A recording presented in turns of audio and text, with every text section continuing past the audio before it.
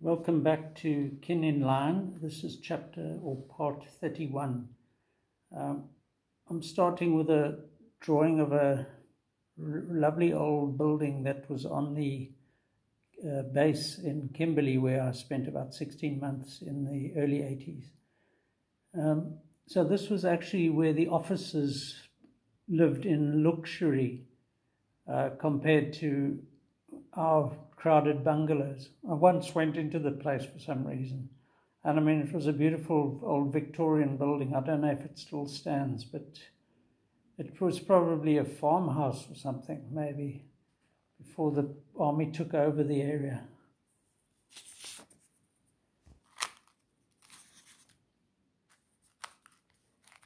Sorry, it's drawings all combined here. So I remember Jack Lugg doing these quick sketches, which always embarrassed us because he was so good at just knocking out a picture. And I think that's what I've done here, just get the character and move on. When you're in a bungalow with, all the time in the world to kill, anything goes. So I sketched here the little sort of knob on a window adjusting device. Can't think of the noun. Anyway, inside a bungalow, probably with 100 other guys.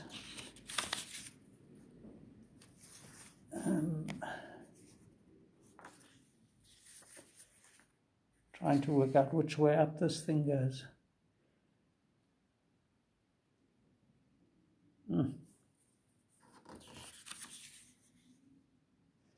This is a mystery. It's definitely a bungalow interior, but I'm blowed if I can work it out.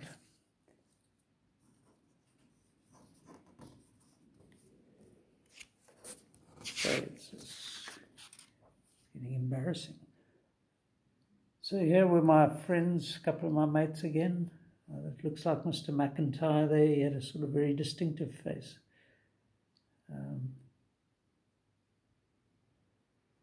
Yeah.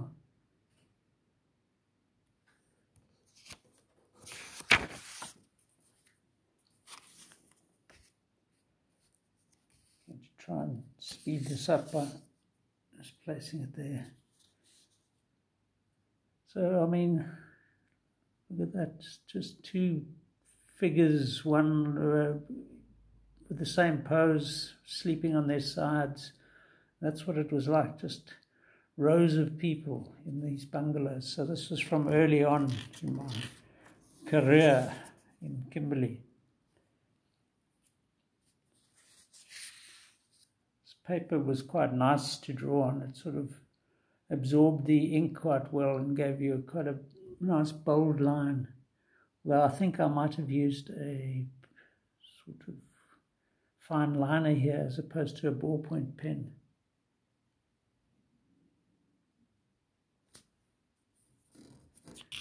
Yeah, I haven't seen these drawings for probably not much after I did them.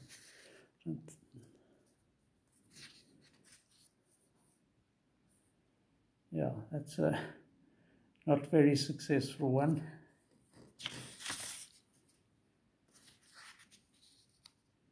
We've seen so many like this, just guys crouched over a book, just to study in the back of the human form.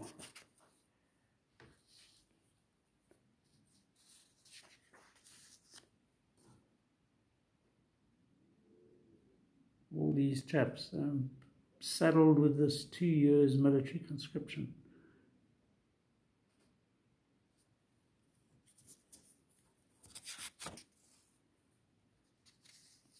And yet another one.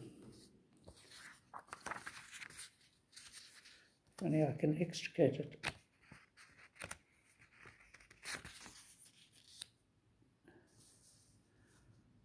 So yeah, there's always somebody's foot or leg in the foreground.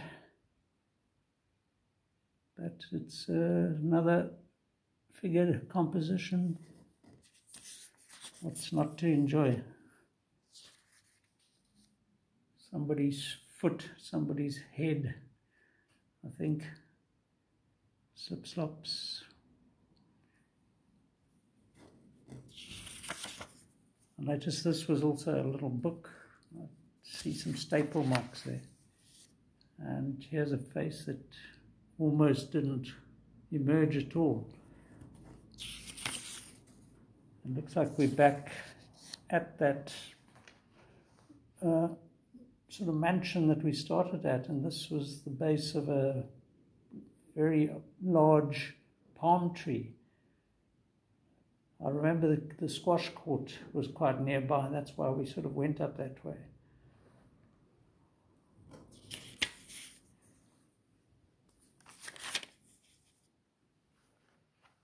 Some oak kind of lying on his back, maybe with his legs like that.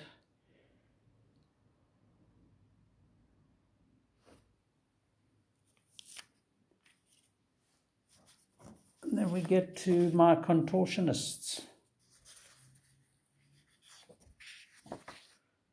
Yeah, all these things are stuck together.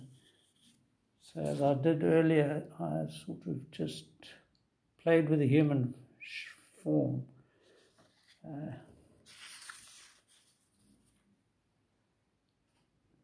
These remind me in a way of Henry Moore, some of his drawings during the Second World War. But this could make an interesting sculpture.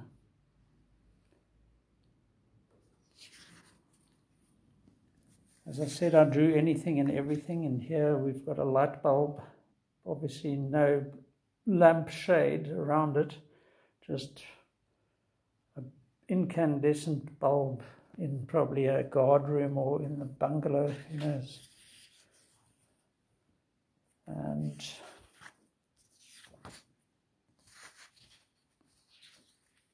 yeah, there's a fenster. So a window looking out, maybe it was night already, with a steel cupboard in the foreground.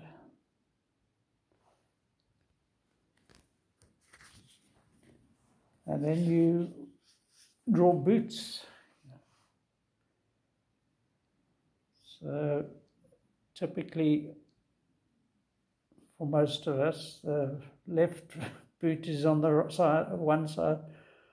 They're reversed anyway. So this is the right shoe in the right foot in the foreground. And of course, you have to keep these things polished and buffed and all sorts.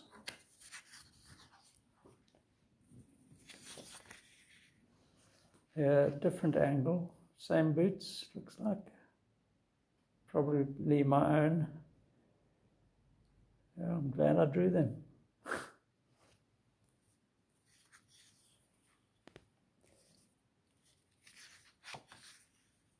And one of my mates nearby reading.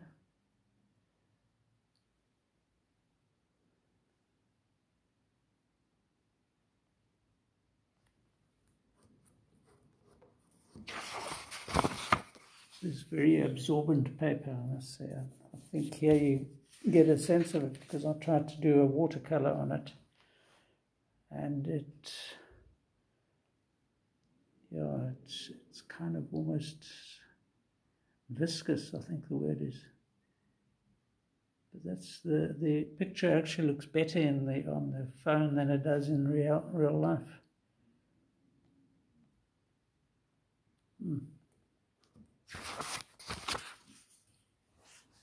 And another of our contortionists.